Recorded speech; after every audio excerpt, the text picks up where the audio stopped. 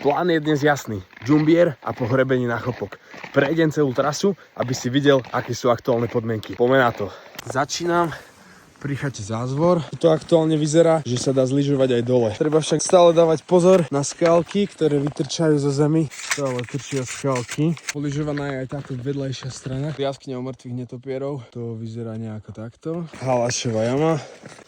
A ideme hore. Prvá časť od Halašky v pohode, sneh je dobrý, ale stále trčia nejaké skaly. Tak záverečný stupak do sedla. Strdie je to tvrdé, celkom fajn, ale po bokoch je to dosť želadové a na tom je napadnutých takých 5 až 10 cm snehu. Tak a sme v sedle, slniečko už síce svieti, ale celkom je tu fajný vietrik. Cestou hore je to kadejaké, kde tu je naviata takáto tvrdá platňa a kde tu zase prašan, záver na Džumbier. Ja som hore, cesta na Krupovú holu, ale tu však chýba dosť, ale že dosť snehu. Devanovské sedlo vyzerá takto. Aktuálne niekde medzi Konským a Chopkom. Záver na Chopok a sme tu na Chopku. Čukec, vybavené, už len dole na lyžiach. Takže ak to mám zhodnotiť, tak cesta Trangošky na Džumbier je hore v pohode, ale dole by som dával pozor. Od Štefáničky je to dosť tvrdé, takže lyžovačka z Džumbieru za mňa musí byť, že nič moc. No a z Džumbiera pohrebenie na Chopok. To, čo sa lyžuje, keď je veľa snehu, tak sa dá zlyžovať aj teraz, avšak treba dávať pozor na skaly. Fakt, že pozor. Potom to, čo sa už chodí na pásoch, pohrebení, to sa dá v pohode výsť na pásoch. Takže daj mi určite vedieť do komentára, kde si bol na lyžiach tento víkend ty a určite ma sleduj